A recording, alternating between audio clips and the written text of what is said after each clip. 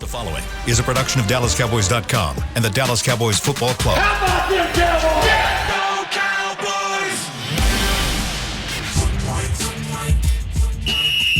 Let's go, baby! Are you ready for a break? Yes. Are you ready for a break? Absolutely. Ready for a break? Yeah, and so much for that. It's time for The Break on DallasCowboys.com. We were on the break! With Nick Eatman, David Hellman, Ambar Garcia, and Derek Eagleton. It is Thursday, November 4th, 2021, Season 17, Episode number 54. Welcome to the latest edition of The Break, live from the SWBC Mortgage Studios at the Star. Nick, Dave, Amber alongside. We've got Bucky Brooks coming up here very soon. Talk a little bit about the Denver defense versus the Cowboys offense. Nick, give me a 54. Oh, man. Randy White. I mean, he's the best. Him and Chuck Howley. I mean, you got two in the Ring of Honor. Yeah. And then they've tried over the years to make it a good number with other guys. It just hasn't always worked out. So yeah, everybody freaks out about giving 88 to somebody, but they give out 54 to They guys just a throw it lot. out like candy, don't No, they? they try. No, They try to give it to good players, just nobody plays it up the way that they do tried with 88. Bobby Carpenter. They tried with Bruce Carter. They tried with Jalen Smith. Yeah. And it just didn't Just work doesn't out. catch Guys the that you same would way. think maybe could take the mantle, but nobody just has. But for the fun of the game, let's say Darren Hambrick, 54. Darren Hambrick. What do voluntary mean? Oh, yes. God. The funniest thing was when he was holding out, sort of, and wanted a new contract and said, I-12. He told everybody in the media, hey, I want a 25-square-foot house as well. That's what he said. 25-square-foot house. So the guys in the training room made this little cardboard house out of 25 square feet and gave it to him and all that. And, yeah, Darren Hambrick special. Where is he now? Derek. You haven't caught up with him lately? I don't know. Actually, I really think that would be a good documentary on he and his brother. Two brothers played for the Cowboys.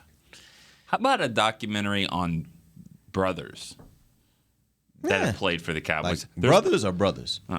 Jesus. ERS, brothers. All right. Just checking. Just checking. It's all fair. Yeah, let's do that then. The scope on the other one would be really big. We got a lot. That's a big story, right? Yeah. I think there are 7 pairs of brothers that have played for the Cowboys. 7. That many? Like, at least, how many together? Maybe like 5 or 6. I mean, you got the Hambricks, you got the Garretts, you got Remy Adele and Aiken Adele. You got Rod Smith, Jalen Smith. You got Emery Smith for a little bit with Emmitt Smith. Just a second. I think I'm missing somebody. I can't believe it's even that many. Martellus Bennett did not play with Michael Bennett. But they both played. Yeah. Yeah. And I still feel like there's one more. So. Damn. That's wild. And then That's crazy. the Hambricks. I love the way this Googled game. Most famous number 54 jersey.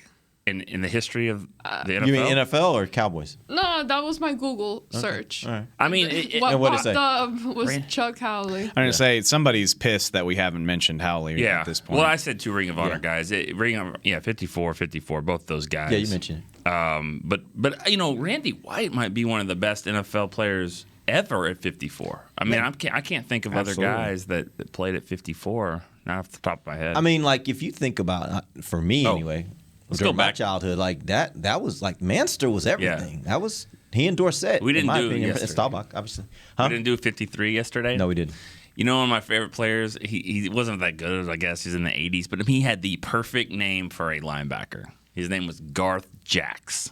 Jax. Garth Jax. He played like in the 80s, 53. Sounds like Madden create a character. Yeah. Or like, Yeah. yeah, like he sounds like he should play next to Leighton Vander Esch, Right. honestly. Stepnoski is probably the answer there, but Garth Jax was always, he's kind of fun. right. Yeah.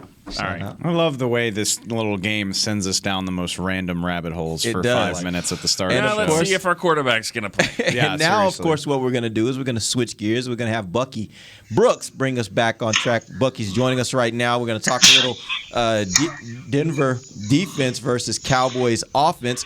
Bucky, let's start first with the fact that as I was looking through this team, names that I was very familiar with don't appear to be there. Bradley Chubb on IR, Von Miller no longer there. So kind of walk me through real quick. Who are the players, the playmakers on this defense that Dallas fans should be aware of as they enter this game? I mean, a lot of their best playmakers are in the secondary. Justin Simmons, Pat Surtain, those are the guys that have been able to get it done. And so Vic Fangio has had to kind of change up his style and go more coverage than pressure, because the best players that he has are in the back end as opposed to the front end. And so what he would try and do is trick the quarterback, give him different looks, change the disguises in the pre-snap phase of it, and hope that they can bait the quarterback into making mistakes. But it's not the defense that we thought we would see from the Broncos when you would have a Von Miller and a Bradley Chubb and the pass rushers dictating. They don't have that kind of talent. So it's more trickery and gimmicks and smoke and mirrors to produce big plays as opposed to their talent overwhelming you. You had a question? Yes, I do. Bucky, with all due respect to the Broncos' physical talent, I'm a lot more interested in the psychology of this week for them. And I mean, you worked on that side in the NFL, and you were a player as well. The Broncos are 500. They're technically right in the middle of at least the wild card race, and they obviously traded away one of their best ever players, and they also traded away a guy they just drafted. And I'm just curious about the psychological effect that would have on a locker room, and should they be worried about that? That seems like something that might piss some guys off.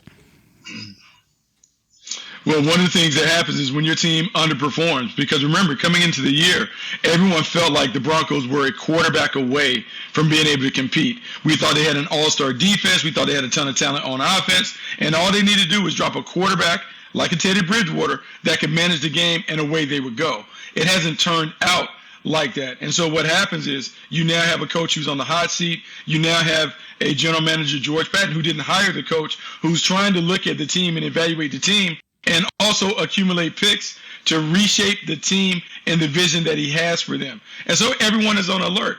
And when you don't win games to the level of expectation, people find their way out the door. And so everyone's antennas up, because everyone now is fighting for their job, and on top of trying to put themselves in a position to go to the playoffs.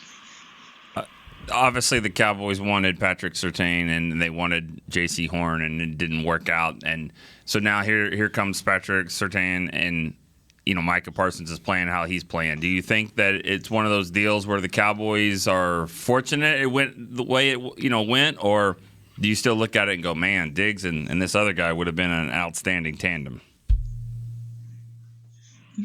I think Micah Parsons is a better player. And I think we'll look back in history and Micah Parsons will show to be a better player. He's more impactful because as much as we love cornerbacks, a guy who is at the line of scrimmage, an edge player who can impact the game, not only with sacks and tackles for loss, but also being a second-level defender that can snuff out tight ends and those things, he has more impact than a corner. Because as much as I love Pat Surtain and he's played great as a rookie, I don't think he's delivered as many impact plays as Micah Parsons has. And in Dallas's defense, Micah Parsons is more impactful than what Pat Surtain would have been able to do with or without Trayvon Diggs playing to the level that he's playing.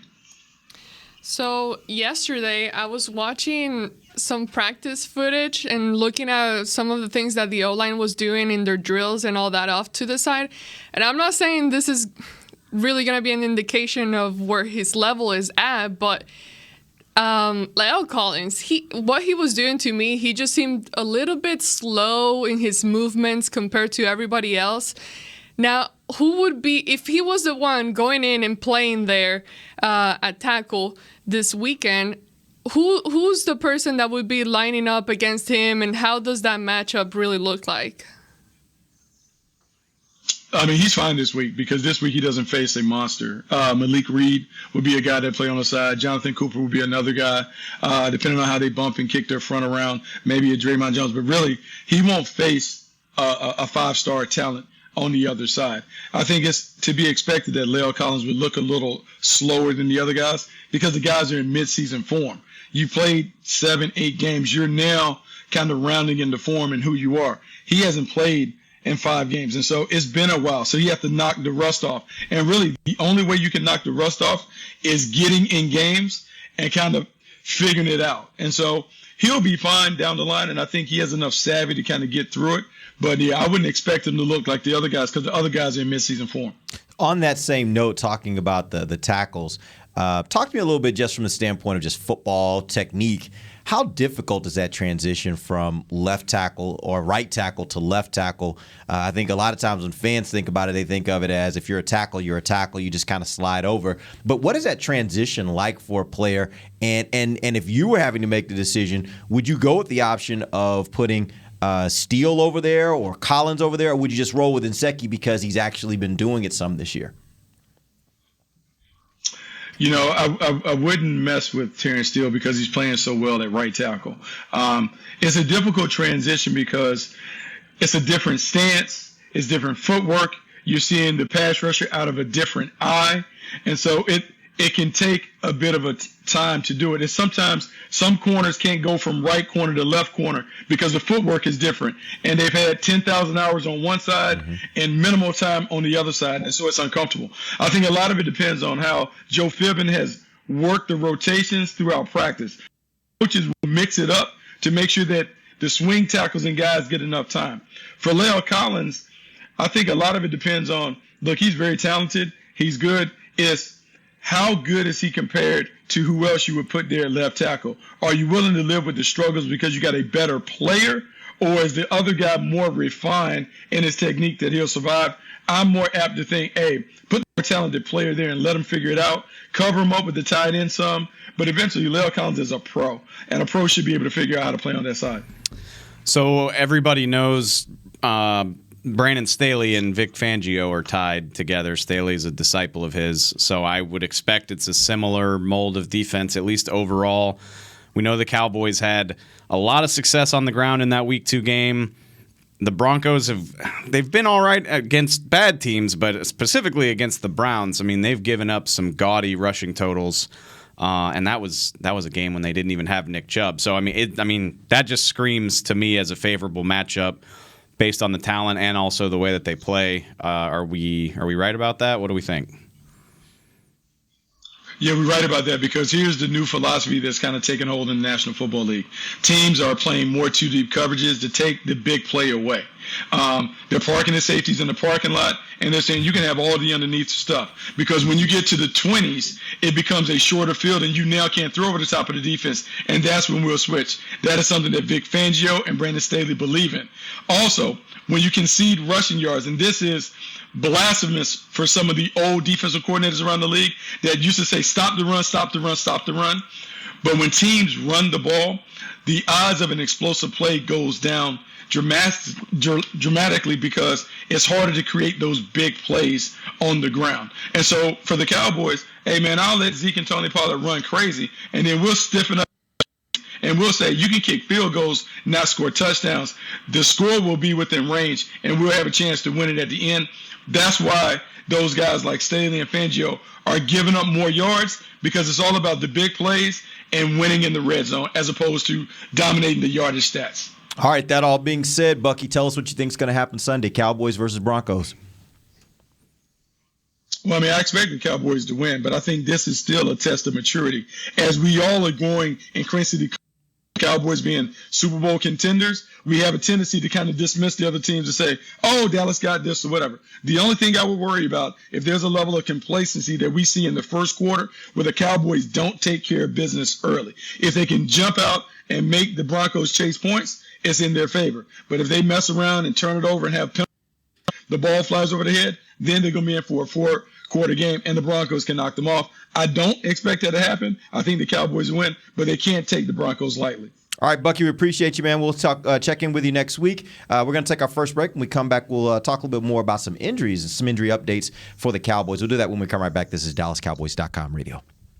Before there was a draft, you could size up a cowboy by 3 simple factors: the crease in his hat, the bend of his brim, and his unbending attitude. A man Stetson didn't just protect him from what life threw at him, it projected a rugged, unstoppable spirit. Stetson hats are still American-made with pride right here in Texas. They're still the unofficial crown of all self-respecting cowboys, and Stetson is proud to be on the field with America's team. Find a retailer nearest you at stetson.com/cowboys. The Cowboys way, where 16 Hall of Famers and 5 championships shows us what success looks like. Where turkey is always the second best part of Thanksgiving Day. Where we are all defined by one single thing: The Star, where we as fans know it's our job to keep the tradition going. Bank of America is proud to be the official bank of the Dallas Cowboys and to support the quest of living life the Cowboys way. Copyright 2020, Bank of America Corporation. Want to use what the pros use? How about the official men's skincare brand of the Dallas Cowboys, Jack Black? Right now, you can get the Jack Black Starter, a curated collection of Cowboys locker room favorites for just $10 with free shipping. The starter includes 4 Jack Black skincare favorites, plus a full-sized intense therapy lip balm. Go to getjackblack.com/Cowboys and use the code word TEAMJB. That's getjackblack.com/Cowboys. The Jack Black Starter, $10, free shipping. Honey, big news. Gary, are you okay? Oh, I'm not Gary anymore. I'm Jackie Flash. What? See, I want the latest smartphone, but the best deals are only for new customers. So, to get a new customer deal, I changed my name to Jackie Flash. Okay, but the best smartphone deals at AT&T are for everyone, new and existing customers. That's huge. Then guess who's getting a deal? Is it Jackie Flash? Jackie Flash. It's not complicated. At AT&T, our best smartphone deals are for everyone. Restrictions apply. Visit att.com for details. Back to the break. This holiday season, visit the Star and get your photo with Santa. Oh, I thought you were going to say me. Presented by Monument Realty, Santa Claus will be at his Cowboys-themed cottage in the Star District across from Ascension on the Star Boulevard from November 26th through December 24th. 24 hours a day. He will be there. I'm just kidding. But for more information, book your photo, visit thestardistrict.com/Santa. Welcome back. Second segment of the break, live from the SWBC Mortgage Studios at the Star. You taking your kids to go get pictures up there? I don't know about that. I kind of want to see that. You want to see that? Yeah. Your little man with Santa, that'll be fun. He's going to say something crazy. I know he will. He'll entertain us. All right, let's jump into it. Let's get some injury updates. There are quite a few guys that we need to at least get an update on. Dave, you sat in on Mike McCarthy's press conference. Talk to me about Dak. Where's Dak? What's he doing? Where are we Dak's going to practice. Dak's going to play. Let's go. Okay, there you go. Moving on. That was Honestly, easy. Mike McCarthy made it that simple. He was like, yeah, he's going to practice. He's going to do team today. And coaches hate giving stuff away, so everybody in the media is like, so you think he might play? What are we? Is that how they were doing their hands? Yeah, no, they're like, hey, what are we trying to say here? And Mike's just like, the plan's for him to practice and play. So, I mean, as long as it looks fine today, which I would assume it would, I think he's going to play. I think he's okay. Good. You're not going to let him get another 300-yard game and another win. I'm just kidding. No, but I am joking, but not really. You know, Garrett He's not worried. Hold on. Garrett Gilbert had zero chance to unseat Dak Prescott at all. Yeah. Do you think he liked? We saw in Hard Knocks. Do you think he liked him taking any reps away from him? Like he didn't like it. He got pissed off by it. So I'm just saying, a game. He loves Cooper Rush. He wants to play well. He wants to, he wants to get back there for multiple reasons. But no, he more than anything else, he wants to compete. He's a competitor. Right. He's a quarterback. That's what I'm saying. So yeah, okay. Yeah. All right. CeeDee Lamb, ankle sprain. We'll see what he does. I mean, he was limited yesterday. Like, he partook in practice. So again, what you do at the beginning of the week, not always, because Dak was limited all week last week and didn't play. But typically, if you're doing stuff at the beginning, it gives me a good feeling just in general. So something to watch, but I'm not worried about that right now. Where's Gallup at this point? They are monitoring him. He is in the second week of his window. He does not have to be activated this week, but he could be. So they have open roster. That's a weird thing about COVID. We were talking about that with Cowboys PR earlier this week. Like, in the old days, the roster used to always be at 53, and it was weird if it wasn't. Mm-hmm. And now they're like, they'll go down to 49. Yeah. They'll go up to 52. They don't care, because you can elevate from the practice squad day of. You can elevate from the injury list the day before.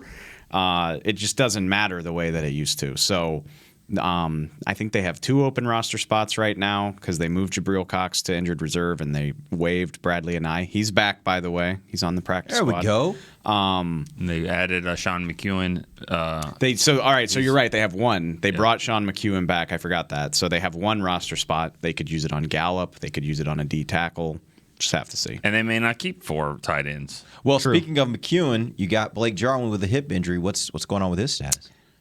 I don't know. We asked about Blake. I don't remember what he said. I'm sorry. It's one of those days, Dave. It's okay. They all just kind of go together. Yeah. You used to love Blake. I know, right? Like, Wow. Blake was my guy, and I'm What just a like, traitor. whatever. 89, who cares? No, God, Schultz. He's gonna have a chance.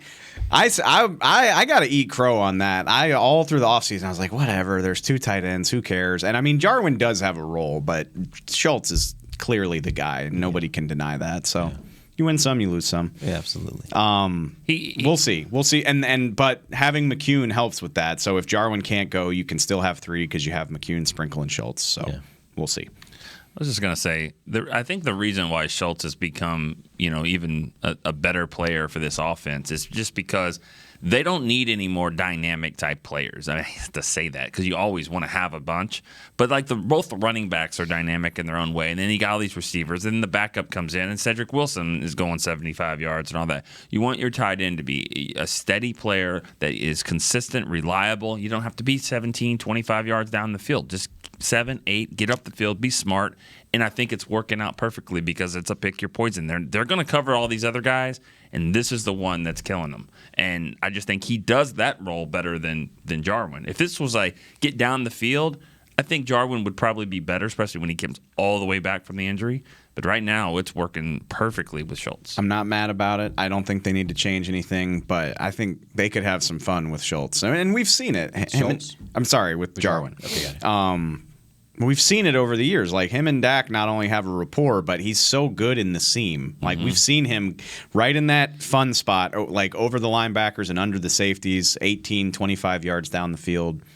It would be fun to see. But honestly, they don't need it. That's the kind of thing, though, that I look at and I'm like, that's still, that's in their bag. And at some point later in the season, maybe in the playoffs, they're going to use it. They're going to pull it out. And it's the same thing with a guy like Gallup coming back and what he can do in the deep part of the field. There are those kinds of things we really haven't seen yet that they're holding them. They will definitely have opportunities to use them. And you'll want to throw some different – almost every game this year, there's been moments when Kellen Moore has done something that's a little bit different, a little bit unconventional, like last week pulling out the 2 offensive linemen they got lined up in the backfield. Like every week he's doing a little something different, and that's going to be the same thing as you keep going. They'll keep finding these new little wrinkles, something a little different, some way to use a player a little different as they keep going down the stretch.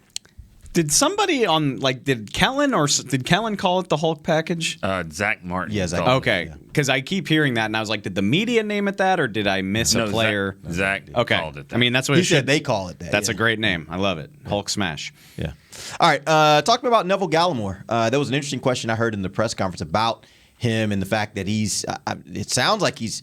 I mean, it was a 6 to 8 week injury. I think we're kind of either at that or beyond that at this point. Where is he? We're past it. He's working out. He's got an elbow brace on his arm, just like Tyron Smith does. He was pushing sleds yesterday. He's getting back. Mike McCarthy talked about him specifically as like, you got to remember his position is all about his injury. Like you're leveraging and extending and pushing on 300-pound players. And so I think that plays into it. And they also don't drastically need him right now. So I do, not that you're forcing an injured player in quicker, but I think there would be more of a sense of urgency if they felt like they drastically needed it. So they're bringing him along. I still think he could start practicing hopefully this month, I think, but just they're taking their time with it. As you name all these guys, I'm still so amazed as to where the Cowboys are right now. It's just unbelievable what's happening, because you list any of those guys and look how chill we are. We're like, oh yeah, he can come back whenever he comes back, type of stuff. Which, when was the last time that even happened to where we're like, oh, Dak, yeah, he's practicing. And this week it's kind of more chill, like we're not panicking. All right, if Dak wasn't practicing today, I think people would be like, yes, not but great. now the most major position after last game, you do have. I'm not saying you're gonna get through the whole season with Cooper Rush, but now you have a sense of more like, okay, maybe they can handle it a little bit for another game. And I mean, not having Tyron Smith is cause for a 5-alarm fire with this fan base, but nobody seems that worried about it right now. I mean, that's why I think that last Sunday's win was it's even underrated. You know, just imagine sitting there watching practice like we did in training camp, and just to say, you know, what are the tough games? Like at Minnesota, that'll be tough with the crowd and all that. Sunday night, and then they won't have Dak, they won't have Tyron in the second half, they won't have Lyle, they won't have, you know, I mean, at the time they won't have Jalen Smith, which I mean, Michael Gallup, I mean, he's another one. Michael Gallup, be like, when are we starting the draft show? Right, that's like, but they're gonna win. Yeah. They're gonna win the game. And they're going to figure out a way. It's not easy, but they're going to win. I mean, that's the biggest thing is, you know, we've been saying it all this time. Like, yeah, but they haven't lost Dak. Yeah. They haven't lost a key player yet. Well, they did, and they figured out how to win. And not only that, I mean, you think about the last 10, 15 years, there have been a lot of players on this team that when they would go down, you'd be like, okay, everything's falling apart. Yeah. When Sean Lee would go down, it'd be like, okay, defense about to fall apart. You know, you lose Tyron, oh gosh, the offensive line's about to fall apart. Like there's not that this year. And you're having the same level of injuries as you'd have any other year. Mm-hmm. And you've had some big injuries. Obviously, what we thought was the best player on that defense, they have not played with him this season, and the defense is vastly improved over anything we've seen in recent history. So it's amazing that they have done something, and you got to give some credit to Mike McCarthy. Something he's doing is working. You know, I don't know what it is, but something he's doing is working with this team, and he's getting them to play to a level that they haven't really played to in quite some time. Do y'all think about it this way? You know those signs in like factories that are like, it has been X amount of days since the last injury? I almost think about that where, to Nick's point, it's like it has been X amount of days since the last loss. And you'd never want that to be 0, right? Yeah. So, like, beating Minnesota just keeps the clock rolling. Where, like, you want to win every game you play, but now it's now when you reset to 0, like, I don't think they'll lose to Denver, but let's just say they do. Now you're only 6-2, whereas if you had lost to Minnesota, losing multiple games in a row is always like that's panic time. But now you're just like, all right, even if we reset the clock back to 0 on Sunday, that's fine. They won 6 in a row. Like that doesn't inspire panic in me, especially with a bad Falcons team right behind them. Yeah, and a bad MC. When we started this whole thing at the start of the season, like what record do you have? And I mean, I think, you know, 11 and 6. Yeah, 11 and 6 is probably the high end that you would go with. 11 and 6, maybe 10 and 7. I think I said 10 and 7. I think I said 9 and 8 or 10 and 7. Yeah. I mean, at this point, a 5-5 finish to these final 10 games puts you at 11 and 6. Yep. And that would be disappointing. Absolutely. Very disappointing. Oh, you'd be really worried going into playoffs if in the last half they go 500. Like, that would be a problem. It depends on what those games are. But it doesn't matter. Whoever but just think about that. At 11 and 6, that's 500 down the stretch. I mean, a lot of these teams in the NFC East already have 5 losses, right? Most of them have. They all do. They all have 5. Yeah. So yeah, the Eagles have the least, and they got 5, and the others have 6. Yeah. So, I mean, I'm not saying it's coast time, but I'm just saying that's where we are. That a very, very disappointing finish to this season would still put you better than most expectations. But you know, even if they were to lose a game, it's not like in my head like, oh man, this is gonna become a streak type of stuff. You know, where sometimes they do lose multiple games in a row. It's not 100%. Like that. That's not at all. Just be like, okay, kind of like what Nick and I talked about with the Vikings. It's like, okay, it's your time. Everybody loses everybody loses 3 or 4 games a year. And let's not forget, they've played 4 road games. All 4 of the games that have changed the score, and the lead has changed in the final minute of the game. All 4, and 3 of them have worked for them. One did not. One flipped against them in Tampa Bay. But I'm just saying they're playing these close games there. They've won 3 of 4. You know, that's maybe where they are. Remember. Well, I guess I don't remember. I was in those conversations. I was still here when you guys were talking about the schedule. We were talking about the schedule, and I remember you mentioned how tough it was going to be because of the way the NFL put the schedule for the Cowboys and how that was going to be a challenge all on its own. So it's impressive. I mean, I didn't like the way they did that. First 2 games on the road, last game on the road, the way it went in the preseason. But, I mean, they've withstood it all. I mean, I will say this, going back to your original point of them winning those close games, I actually think that's even better because a team that knows how to and exercises the muscle figuring out how to win in the final minute of games and being in those games and not getting flustered, knowing, okay, we're going to go down, we're going to get the score, we're going to win. That's even more impressive to me, and that serves you even better than sometimes just winning games by 2-3 scores. It's everything in this league. I mean, too much parity. You're going to have to do that. And they're 3-1 in one-score games. And the loss was on the road to the GOAT at the gun. So that's pretty impressive. When you think about, Cedric Wilson made the play of the game against New England to save the game. I think he made the play. Such a valuable. He made the play of the game to get them back and to tie it up. It was a great throw by Cooper Rush, but he did all the weaving and to make it a touchdown. He has been. And a buddy of mine said it 6 weeks ago. He said it. Me and my son have been watching the games. Our favorite player is Cedric Wilson. I was like, really? Like your favorite player? He's like, yeah. We love the way he plays, and he's become. I always compared him to Patrick Creighton. I think he's been even better than that, just because he's so valuable in so many ways. And just remember, Noah Brown has played a lot in these last few games. So when Gallup comes back, that fourth receiver is still playing a lot. Yeah. Noah Brown may not play as much, but although they have such a rotation, I think all of them are still going to get I do too. Noah Brown will still play. They've made it really clear that they don't really care. Yeah. And the receivers though, they're like, hey, you take this one, y'all take, unless it gets down to that last minute, then it's like, Amari's like, no, I'm good, dog. I got this one. That was funny on that sound from the sideline. He was the best part, so you watched it. When they got to the sideline and Amari was like, you're funny, man. Man. You were trying to take my touchdown. You're funny. Yeah. Right. No, yeah, there's so many other words that he's really saying other than funny, I think. All right, we're going to take our final break. We'll come back. Got a few more questions I want to hit for these guys before we take our exit from the show. When we get right back, this is DallasCowboys.com radio. Hi, I'm Clint Tillison with... And I'm Jay Novacek, and we're both with... United Ag and Turf, the official tractor provider of the Dallas Cowboys. So, if you need a tractor to bale some hay, a mower to cut some grass, or a gator to get some chores done... Get a John Deere at United Ag and Turf. And then, let's get to work. Hey, Jay, that's my line. Well, not today. Get to work with a John Deere tractor package that's just right for you and your budget. Visit UnitedAgAndTurf.com. Honey, big news. Gary, are you okay? Oh, I'm not Gary anymore. I'm Jackie Flash. What? See, I want the latest smartphone, but the best deals are only for new customers. So, to get a new customer deal, I changed my name to Jackie Flash. Okay, but the best smartphone deals at AT&T are for everyone, new and existing customers. That's huge. Then guess who's getting a deal? Is it Jackie Flash? Jackie Flash.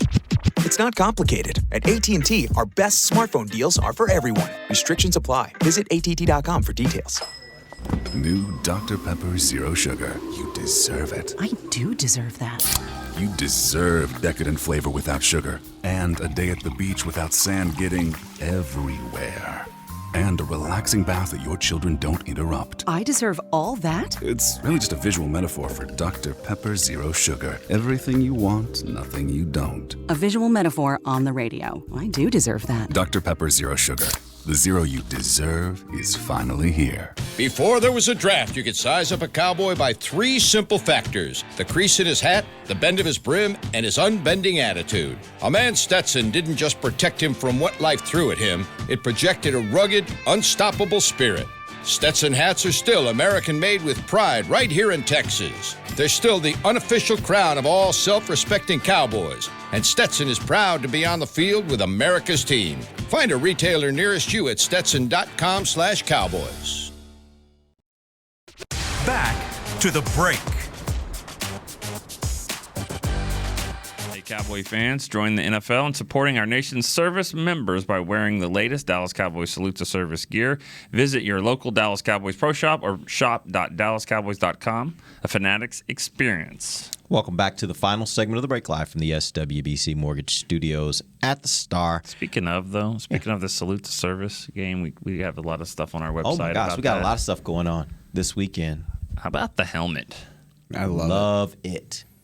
Red, white, and blue helmet. I thought that was cool. Haven't done that since 76. Yeah, it's a good year. That's the perfect year to be born. I don't like doing gimmicky. What? Huh? Oh, sorry. Oh. I said it's good year to be born, and you were saying I'm that old, 1776. Yeah. I get it now. I'm sorry. Go ahead. Sorry. I don't like doing gimmicky stuff to a uniform, but that's not a gimmick. Like they've done it before. Yeah. It's a small change. It's a slight change. That's the thing. I like just tweak it just enough to make it cool and new without just reinventing the wheel. It's perfect. Yeah. I wish they would do it on the pants as well, like do a streak down the side, like a stripe down the side, a red stripe down the side too, just to kind of pull it all together. Then it would look like Christmas. No. Well, there is something to be said for Christmas in November. Look, we're not doing this. I had to do as soon as you that's what You makes were bringing joy to people yesterday. He was.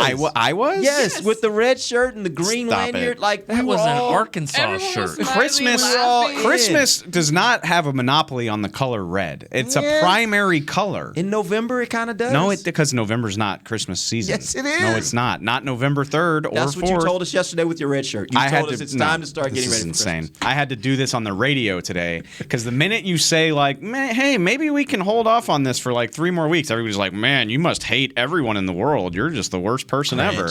So I'm like defending myself on the radio. You're great. If you want to put your tree up, that's fine. Like, do what makes you happy. But like, I shouldn't have to listen to Mariah Carey on November 4th. I'm just saying. Okay. Well, you won't have to. We'll wait until November. I don't believe you, based on the way that this is trending. Oh, we're gonna have Christmas music before we get. You make too it sound far like into she's November. only has one hit ever. You can listen to her with her other songs. No, it's not. I specifically mean All I Want for Christmas Is You. It's already in the top 50 streaming songs in the world now. Can you give us a little bit of that? No, I won't. No. Where is This Is How We Do It rank from Montel Jordan? I don't think it's high.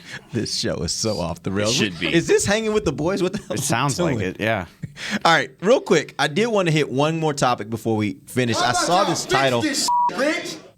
Oh, FTS Rich, yeah. Oh, I didn't. It was Des. Des. Rich didn't sound like Rich to me. Let's get on this show. Let's go. All right, thank you. There was one title I saw on our website that I wanted to get y'all's opinion on. It was a mailbag actually, and it was dealing with Jalen Smith, and I was obviously I dismissed it immediately, but I was interested to know what your thoughts were. I didn't click on it to see what your thoughts were, but he was out.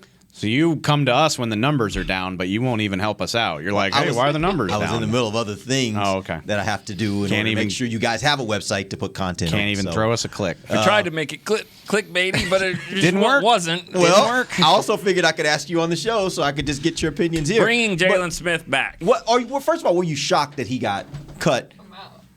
Mile from this conversation. First of all, were you shocked that he got cut from Green Bay so quickly? We're not getting shocked right now. No, by anything other than maybe a I'm not staticky sweater. That's about it. Not trying to throw Christmas sweater. Yeah, good. Sorry. I'm out. I'm about to be out. No, it wasn't shocking for all the reasons that you know it shouldn't be shocking. It's gonna be a long 8 weeks, which is 8 weeks away, by the way. 8. I'm starting tomorrow. What was What was the reference for 100%. that? God, I'm gonna bring Roman candles to work on May 15th next year. And just be like, this is normal, right? What if you brought Roman Reigns instead? That would be cool because WrestleMania is coming. God, we are so far. We are off. in the weeds. I mean, y'all talk to me about Jalen Smith, please. Yeah, we got a wrestler coming to the game this week. We do. Yeah, we do. Rob Phillips is. I mean, he might pee his pants. He might. He'll probably be better than that. I don't Who's know. coming? One of the wrestlers. Who? Oh, I'm not. What? I didn't know it was a secret. No, I'm just kidding. His name is Mark. Mark Calloway, The Undertaker. Yeah. Be at the game. Like Rob, I said, Rob, do you want to interview Mark Calloway? And he was like, who's that? Should I know who Mark? And then you could see the light bulb come on. And he was like, shut up, man! Don't do that. Don't even play with me. Don't play. You're not going to make me interview the Undertaker.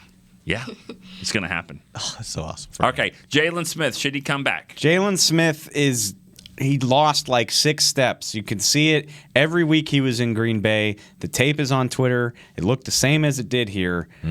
And Green Bay saw it as well. And it shouldn't be surprising to anybody. It makes no sense from 18 different reasons. all of the same physical problems exist. He did not play special teams while he was here, which is what you want your sixth linebacker to do. Having a lack of speed and explosiveness might hurt you even more on special teams because you're running distances of 50, 60, 70 yards instead of 20, 30. And on top of that, there's the awkwardness of cutting a $13 million player who was a team captain, letting him get fired from another job, and then bringing him back into the locker room where how does he handle that? How do people treat it? Like, nothing about it makes sense. No. The only thing that would make sense is if the main reason was because of his contract and you wanted to get rid of that contract and don't want it hanging over your head and all that. And so bringing him back, there would be none of that. But that wasn't the only reason. All of the stuff that he said is also played a part into it. I think he might get another chance with another team. I mean, I think he probably would. Just because, like I mentioned before, I mean, he's been cut by the Cowboys and the Packers, two teams that are pretty good that don't need him to start. There might be one of the other 30 teams that says, this guy could be better than what we've got at linebacker with all the injuries, COVID, all this stuff. Maybe he will get another chance on a team that isn't as fortunate with their defensive starters. You know, I'm a firm believer that there are no bad questions ever. But with all due respect, Derek, that was a bad question. Well, it was on the site, so I figured we should at least bring it up. I mean, and fans are asking about it. I have had fans asking. We have gotten Like, a it lot doesn't of make questions sense. about it. No, yeah. You develop attachment to players. Like Jalen's a good guy. He's an amazing story. Like, you develop an attachment to that. You're like, hey, we could bring him back if the cost is right. It just doesn't make sense. They would have carried him and that salary if he was a viable player. Right. Because they would already pay it. They had already lost spent money it at that point. If he was just like decent and they're like, man, we really hate that we're spending this money on this guy and we got to do something about it later. But if he was capable of doing what they wanted him to, he'd still be here. Yeah. Yep. All right. We appreciate you guys. Jonas will be back tomorrow. We're going to give you guys. I feel bad about it. As you walked off. No, I'm starting to get to a point where I'm just kind of like, I don't like the fact that it feels like a lot of times people are just kind of piling on at this point because he really is like there's no point to it. Like he had the limitations he had. He did some things that probably invited some negativity with regards to how he did things on the field. He was a model citizen off the field. He is exactly what you want from a player, I think, off the field. I do think, and I mean, we don't have to reopen this, but Sorry, but I did feel bad when I saw the news. We talked about it, like the obliviousness of it. He told us to watch the tape. Yeah. And then he signed in Green Bay, and they asked him what type of player he was, and he said elite.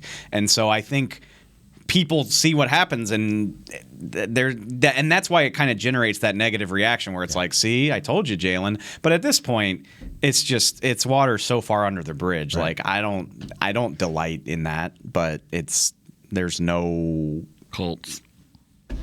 There you go, Matt Eberflus. Maybe there's where he's from. There's no benefit. There's no benefit why not? to that here for the Cowboys from a culture perspective or a improving your team perspective. All right, that's a wrap. We'll be back tomorrow. Till then, for Nick Heatman, Dave Hellman, Amber Garcia, I am Derek Eagleton. This has been The Break, live on DallasCowboys.com radio. This has been a production of DallasCowboys.com and the Dallas Cowboys Football Club. How about this, Cowboys? Yeah!